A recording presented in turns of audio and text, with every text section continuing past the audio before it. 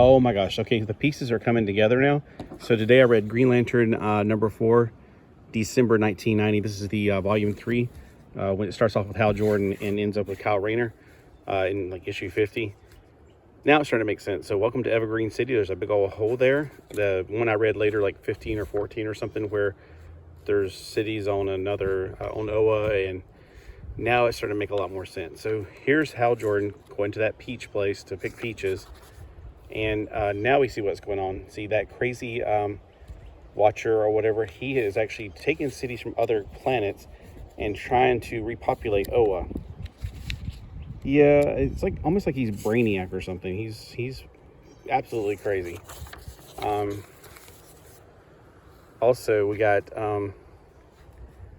let's see, John. Oh, he's using John, I guess, because he's got John in some kind of trance. I'm not quite sure what that's about. He did say something about, you guys like water. Well, these guys like, he said like he like rain. These guys like rain too, but they like sulfuric acid rain. You have to work it out with them. What?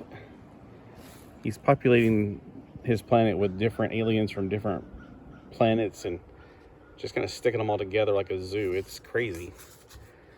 Vampires, ghosts, and things that go bump in the night. Okay, so TSR hobby games, I guess.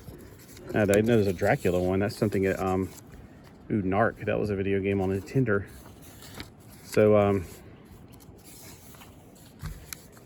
what does that say? Ravioli? Ravenloft. Well, there you go, Avian Sauvage. If you're watching this, that's something you might like. All right, so welcome back, Clay. So Clay is now coming back to here. He was the hippie that was like, he's like, hey, man, oh, you have one of your friends is working here. His name is Hal Jordan. Hal Jordan, did he use in his ring, man? He's like, huh? Man, you've been smoking too much weed back in the 60s. That's a lie, man. I didn't smoke that much until the 70s. Or whatever. He said dropping acid, whatever. So he finds Hal out there actually entertaining the kids and picking oranges or peaches or something. It looks more like oranges than peaches, but well. It's Pat Broderick's art, which isn't bad at all. It's just, can't tell. It looks more like an orange, but maybe that's just the colors. Wasn't like really thinking, hey, peaches are part orange, but they're also a little bit red on the edge. You got to give them two tones there. I don't know, though. I've never picked a peach off of a tree. They may have to be orange when you pick them. I can't tell you. Anyway, he's trying to talk to him about, hey, man, you need to be the Green Lantern. And here's the thing. The word is full of heroes. So that's like, really? You guys didn't do your editing job. The world is full of heroes. Hal thinks that there's too many heroes and not enough people doing the really normal jobs. And he wants to be in a place where he can, use his body but not have to use his head all the time. He's listening to the radio, listening to some sports games while he's trying to pick peaches. And he hears that cities are disappearing, or a city has disappeared. And, he's like, yeah, you need to go help them, man. It's like, that was a different time. Investigating that city, we have some of the Justice League. I said Justice Society. The Justice League. And serves him right building a city, this West Coast, blah, blah, blah. Like, man, he can be so annoying sometimes. Sometimes he's funny, but sometimes he's just downright really. Nobody says that kind of crap. His ring starts talking, and he's like, man, I'm getting way too much fresh air out here. What kind of person is he? Guy Gardner, I don't know. His toxic masculinity is hilarious, but sometimes it's just a little bit overkill and unrealistic. All right, so evidently John's trying to contact somebody. Well, Guy's not the person to contact.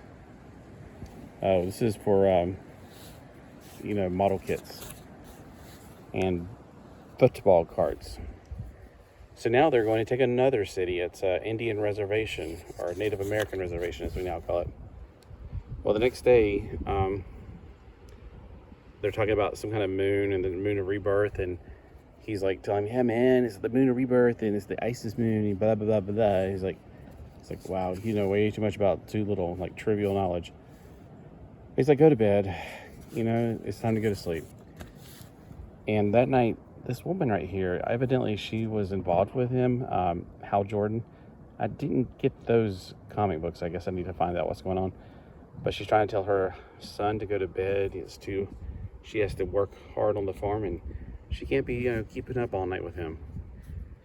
And this is going to become important because she's going to be at the end of it. So we get to know her a little bit more, and that she does have some kind of a past with Hal Jordan. which does play a part of this. And then I guess what I'm thinking is the Watcher is either real or he's a figment of John's imagination. I'm not quite sure yet, but he is definitely using his power because you'll see later. While Hal is going to sleep, in his dreams, he is being contacted by John, and John and the Watcher are both trying to, contact him in one way or another. John's trying to contact him and get help. The Watcher is trying to divert it, it seems like. And Hal keeps seeing things. He's like, stop getting distracted. It's nothing to do with the rings. I'm trying to tell you, Hal. I'm trying to tell you. And then, he keeps shutting him back down. Ooh. All right, this must be the end of Nintendo because it's like all these games I've never heard of. All right, so no, let him go. Anyway, so whenever he's out there, Clay's telling him to wake up. Hal was actually thinking about not recharging the lantern and just becoming a normal person, because Clay asked him, like, why do you still have the ring then if you're not going to ever be Green Lantern? He says, he told him, like, yeah, all those towns are starting to disappear, and asking if it has anything to do with him. All those towns, yeah, you must have heard by now. There's another place, the Indian Reservation, Beaver Junction place.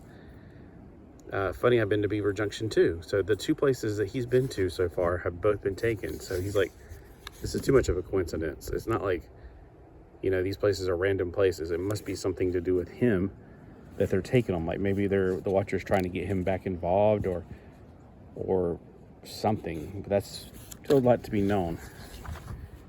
So he's like, you know what? I found my calling. I'm going to go back into being a superhero. And he flies off to investigate what happened. It's the town, evidently where she was, because she goes out. Mama, it's green. Boy, what are you talking about? Like she just like, what? And her whole town is gone because her name is Rose. He's like, Rose, did you have something to do with this? No, but it had something to do with me. He's starting to figure out. Did you see anything? Not much. There was a green light, and then the whole place just shut off that way so quick you'd have missed it if you blinked. He's thinking, yeah, it must be toward Oa. The green light kind of also makes me think that, if that Watcher is a real person, then he's using, I don't know why he needs to, but he's using John's ring and his powers. And he's like basically scooping up these cities in a bubble and taking them off. So, Hal's going down into the thing. He's going to say his oath. In brightest day and blackest night, no evil shall escape my sight. Sorry. Let those who worship evil's might beware my power. Green Lantern's light. Ooh, epic. I always thought it was in darkest night, but maybe they changed it somewhere. All right, so we got letters, and I guess I could read the letters and get more information, but I kind of, I think I've got enough. I got 0 through 15, which 0 comes way later anyway. So I'm going to just go ahead and keep on trucking through these. I got more of these that I found yesterday while I was cleaning up. I was going through some of my boxes. So I got, this is 4. Did I do 3 the other day? I got 5, 6, 7, 18. So the other ones, 8 through 15, they're around here somewhere. I'll hopefully get to go through this stuff. It's going to get cold the next few days, so I'll be doing more inside stuff instead of being outside. This is the next one I'll be reading. And Master of the Metal, Demon Sword. And then I go Cocoa for Cocoa Puffs. Isn't it funny how some icons have been around forever, like the Cocoa Puff? He has been around forever. Sonny the Cuckoo Bird. All right, well, thanks for watching. And if you've read these, let me know. I definitely recommend them. I enjoy reading these. They're not as funny as they get later on, but they're very intriguing, and they make me keep on wondering what's going on here. So, I think whoever writes the Cal Rayner stuff, it's chuckle funny. It's like really funny. This has got some points in it. It's that in between time. Justice League International was also around this time. So this is when DC started getting really more, let's be funny. Let's not take ourselves so seriously. And that's what I really appreciate. But then again, also Marvel was doing it at the same time, because Excalibur was really hilarious. something about the 1990s, the early 1990s, late 1980s, that people stopped being so serious about everything and started being more lighthearted. I'm not quite sure what that was, and I need to step back in a time machine and relive it. That'd be nice. All right. Well, speaking of time machines, thank you for spending time with me today.